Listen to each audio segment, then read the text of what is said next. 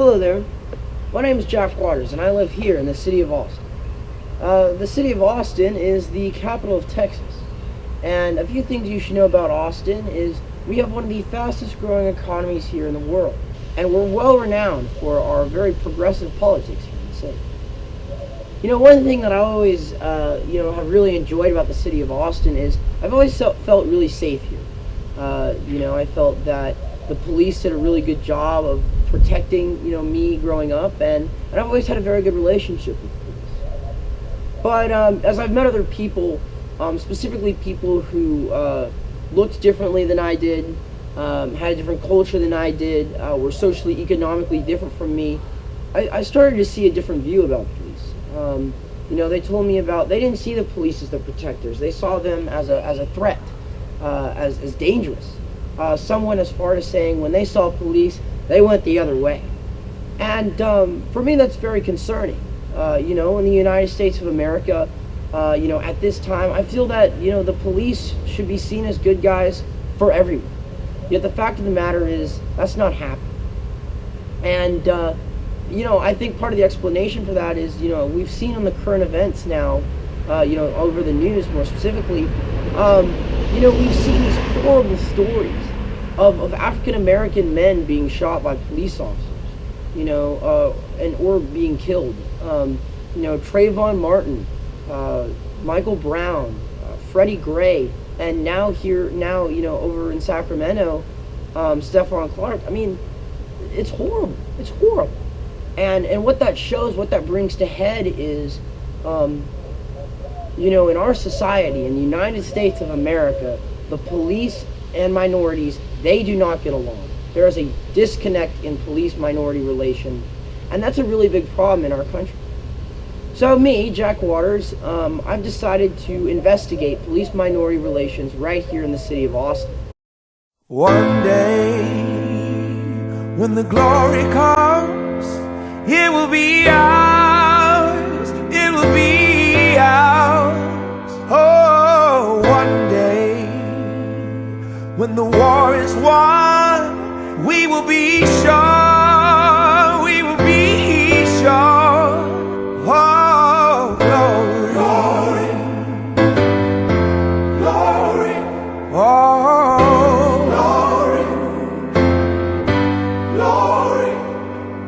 Hands to the heavens, no man, no weapon formed against, yes, glory is destined. Everyday women and men become legends. Sins that go against our skin become blessings. The movement is a rhythm to us. Freedom is like religion to us. Justice is juxtaposition in us. Justice for all just ain't specific enough. One son died, his spirit is revisiting us. True and living in us. Resistance is us. That's why Rosa sat on the bus.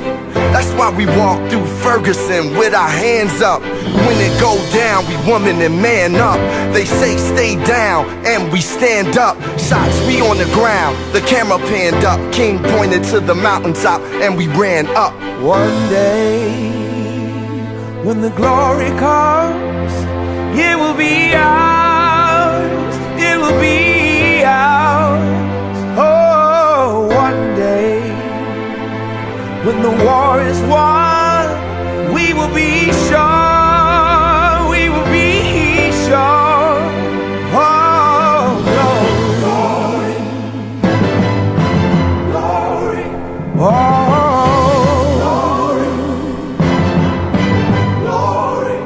Now the war is not over, victory isn't won, but we'll fight on to the finish, and then when it's all done, we'll cry glory, oh glory, oh,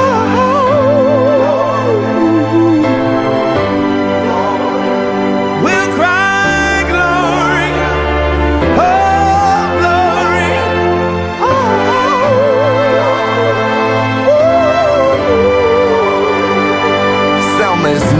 Every man, woman, and child. Even Jesus got his crown in front of a crowd. They march with the torch, we gon' run with it now. Never look back, we done gone hundreds of miles. From dark roads, heroes, to become a hero. Facing the League of Justice, his power was the people. Enemy is lethal, a king became regal. Saw the face of Jim Crow under a bald ego. The biggest weapon is to stay peaceful. We sing, our music is the cuts that we bleed through. Somewhere in the dream we had an epiphany. Now we right the wrongs in history. No one can win a war individually. It take the wisdom of the elders and young people's energy. Welcome to the story we call victory. The coming of the Lord, my eyes have seen the glory. One day, when the glory comes, it will be ours, it will be ours. Oh, one day, when the war is won, we will be sure, we will be sure. Oh, glory,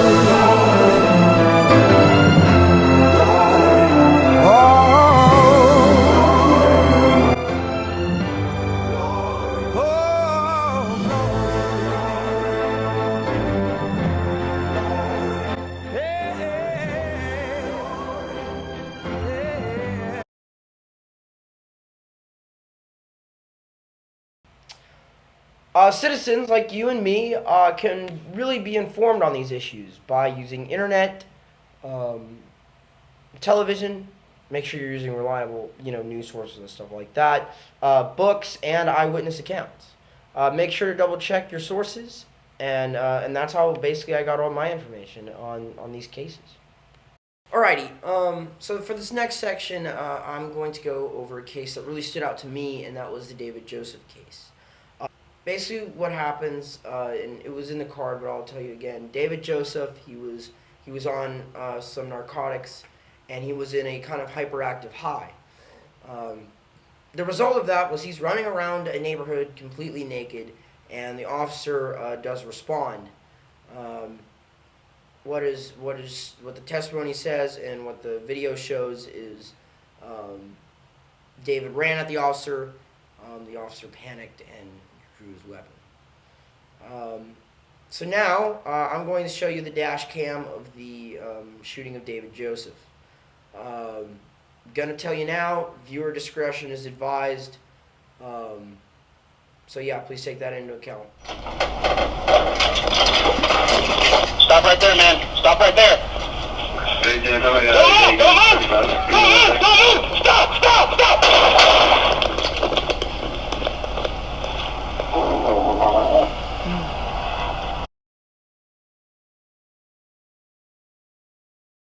Man, you did, and one of your sons down the Rock Highway. Let's see if in the middle of the street. Breathe, man. Breathe. Breathe. Breathe. Breathe for me. Breathe. Go on. Breathe. Breathe. Keep breathing. Keep breathing. Breathe. Breathe. Around, but I'm not connected to the server. Breathe. Breathe.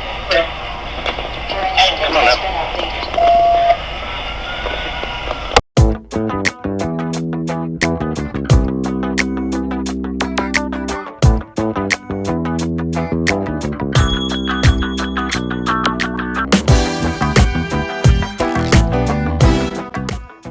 My name is Nelson Linder. I'm the president of the Austin, Texas NAACP. So I was born in 1958 in Central Georgia. Been in Austin since '81. Came here via the United States Army, went to college here at Houston Tolson, and got involved in civil rights at an early age.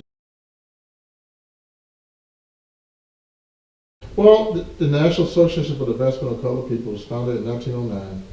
At the time it was founded, lynching was a primary problem in the country. But we kind of evolved from lynching to just civil rights, racial justice, voting rights, and those kinds of things. But we started in a very tragic situation trying to stop lynching that affected this entire nation. And NAACP has been around since 1909, and of course, since a period of time, the country has changed. But even today, we still fight to eradicate any form of racism, whether it be race-based or culture-based or agenda. We condone all kinds of racism in this country. And our goal is to make sure this nation is fair to everybody, that there's equal opportunity and also equity to folks living in America.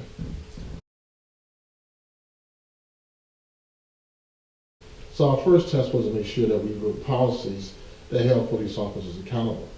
I can truly say in 2017, after the death of folks like Nate Sanders Jr., people like Byron Carter Jr., people like Meade Bradley, folks like Larry Jackson Jr., David Joseph, we made a lot of progress. But these shootings and issues are still occurring. So our goal is really zero tolerance. We think at some point in the city we can create enough accountability and awareness to really stop these kind of, in my opinion, unnecessary deaths. And so that's our focus. And I can surely say we made some progress, but at the same time, they're going to still occur, unfortunately, because people are human beings and make mistakes. But our job is to address the training, the awareness, the cultural sensitivity, and the things that treat these environments where folks don't communicate and they'll hurt each other. So that's our goal. I feel we're going in the right direction despite having a setback every now and then.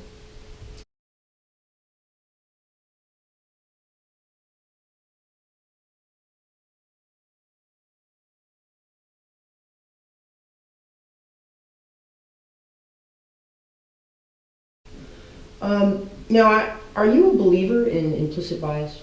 Absolutely. And to follow up on that, if so, how much do you believe that implicit bias is affecting the situation? I think, given people's experiences in America and their communities, what they see, who they live around, their social conditioning, if you only see one race or one culture, then certainly you're going to have stereotypes about other people. And so I think where people come from, oftentimes in their experiences, affects how they see things, and it's just endemic to who they are.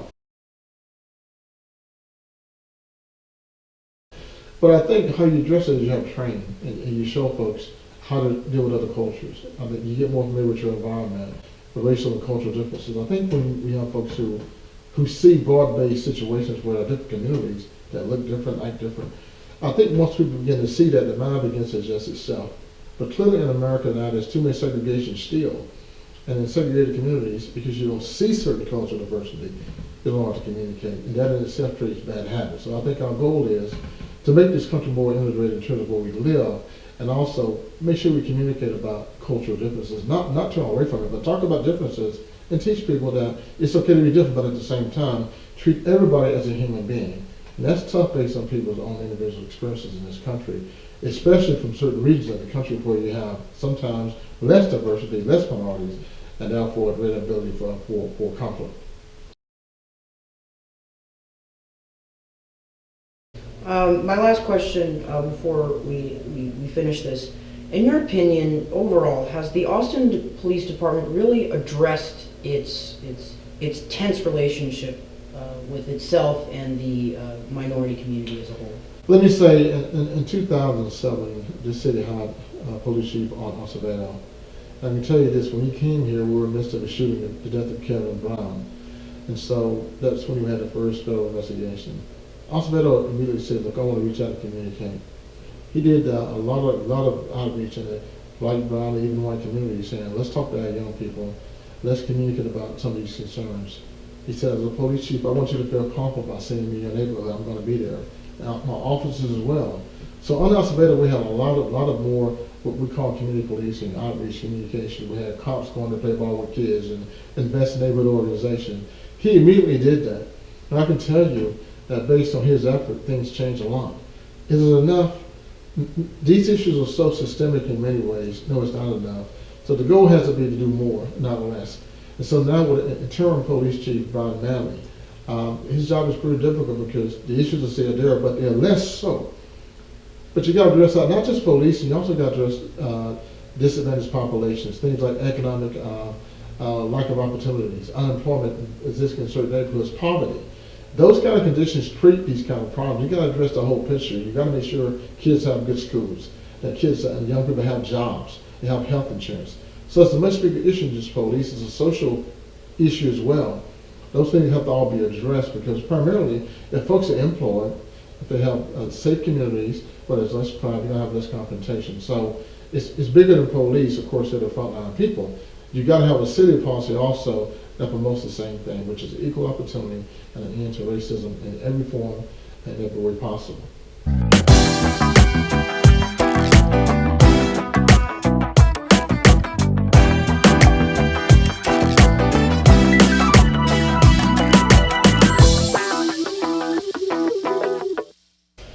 So my name is Joseph Chuckowen, and I'm one of the assistant chiefs for the Austin Police Department.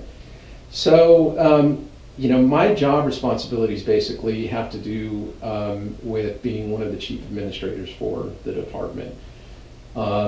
We are constantly looking at policy and how to make sure that it reflects best practices, sometimes having to edit that. I look at a lot of it is personnel issues. If we have, I'm not talking necessarily just about one individual, but if we have things that affect large parts of our department, and then looking at being a kind of the face of the department. So we do a lot of media interviews and get out and kind of explain to the public what's going on with particular situations that they might have an interest in, responding to critical incidents like officer-involved shootings, those kind of things.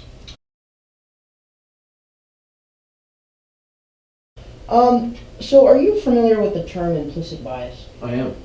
And so how are you in the Austin Police Department, how are you guys kind of taking implicit bias out of the law enforcement? How are you taking that out of the minds of officers when they deal with it? Well, if you're familiar with the term of implicit bias, you realize there's no way you're going to take it out. Right. We have built-in biases that are created because we're human beings, Right. and because of your upbringing, and that are there. So really what we have to do is not look at how are we going to get rid of biases, because you're never going to get rid of Right. biases, but how do you identify them and how do you overcome them? Right. So one of the major steps that the Austin Police Department did last year, 2 years ago now, it's 2018 now, but starting in 2016, was we hired a firm that puts on a training called Fair and Impartial Policing. Mm-hmm. And it deals specifically with implicit bias. It's a 3-day training that we put all of our officers, as of the end of last year, 2017, have been through it now. And what it does is help them.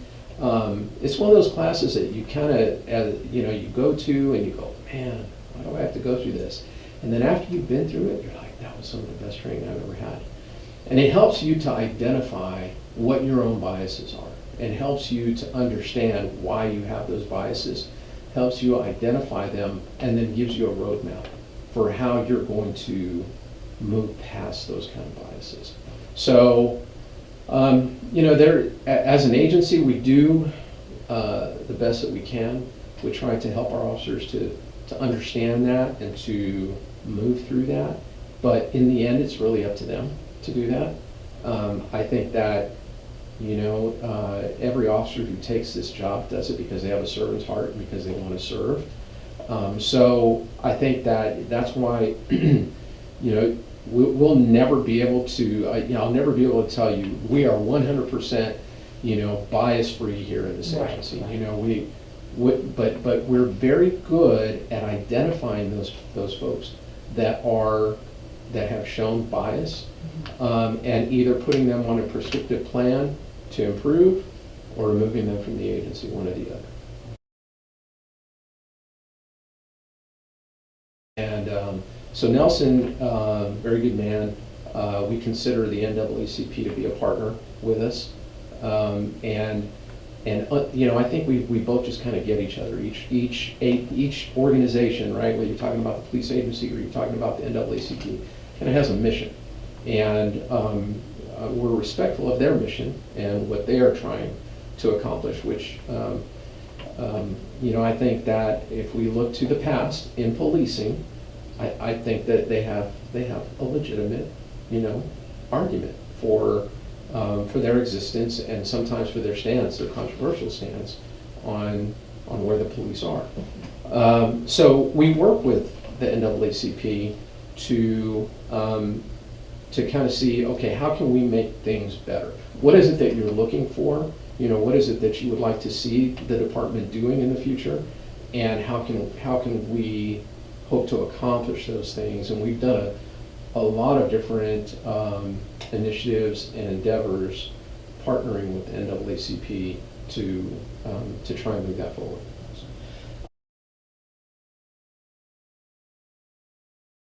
So we regularly host forums that we open up and advertise through now social media. Now that we have social media and other forms of kind of getting the word out there through our local communities, that we host these forums so that people can come and can ask the hard questions of us and put us on the spot and have us answer, and many times make commitments on how we're going to improve.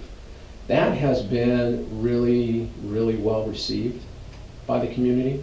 I think that, I think we still have, I'm not going to say that our relationship with certain parts of this community is perfect, because it's not.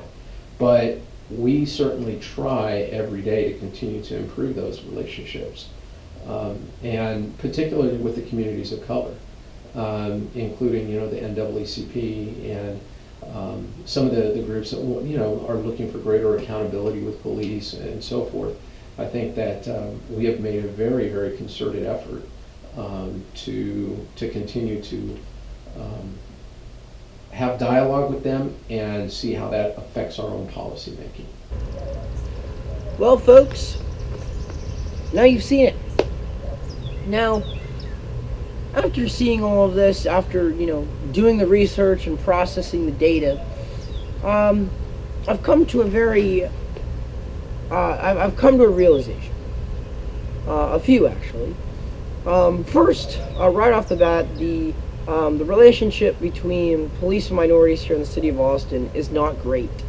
It has seen its hard times. But I am surprised to say that I do see progress. I think both sides were coming to the table. They were talking about how they were working to make progress. It's a slow process. Building up trust, which there was a lack of, it takes time. But both sides have said they've made progress, and I find that to be very important. Now, I want to urge the Austin Police Department to, yes, those forums are very good, and I think they're helpful, but I want to urge the Austin Police Department to kind of bring their officers in the community on a more casual event. Let the officers play ball with the kids, as Nelson Linder said. Cook up the barbecue. Just let the police and the community bond and have some fun, because I think that's the best way to build up trust.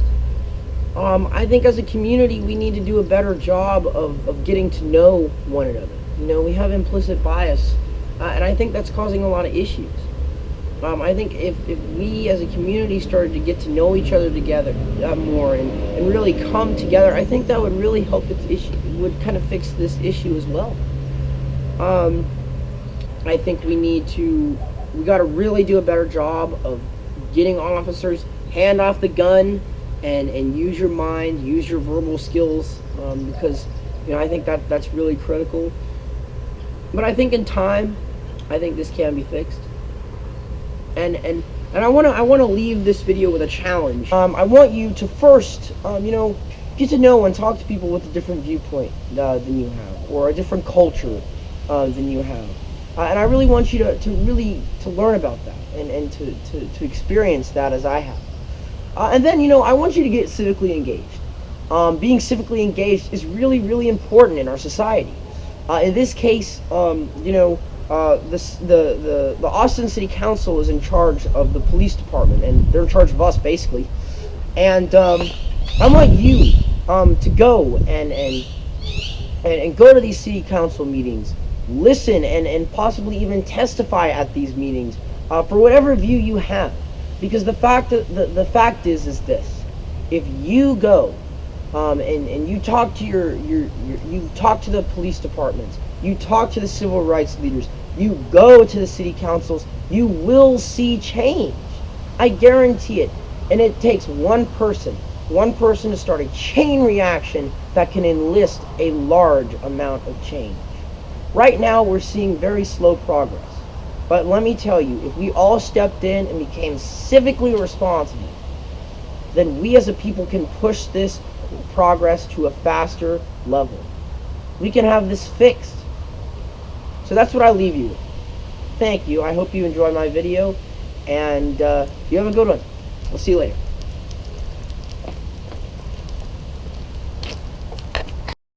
One day, when the glory comes, it will be ours, it will be ours. Oh, one day, when the war is won, we will be sure, we will be sure.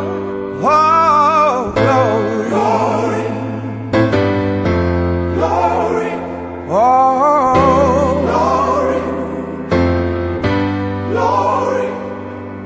Hands to the heavens, no man, no weapon formed against, yes, glory is destined. Everyday women and men become legends. Sins that go against our skin become blessings. The movement is a rhythm to us. Freedom is like religion to us. Justice is juxtaposition in us. Justice for all just ain't specific enough. One son died, his spirit is revisiting us. True and living in us. Resistance is us. That's why Rosa sat on the bus. That's why we walk through Ferguson with our hands up. When it go down, we woman and man up. They say stay down, and we stand up. Shots, we on the ground, the camera panned up. King pointed to the mountaintop, and we ran up. One day, when the glory comes, it will be ours, it will be ours. Oh, one day, when the war is won, we will be sure, we will be sure. Oh, glory, glory, glory, oh.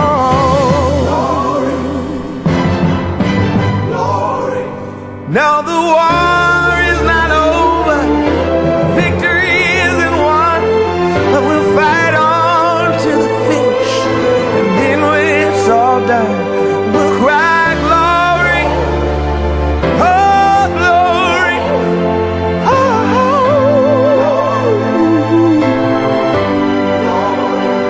we'll cry glory, oh glory, oh.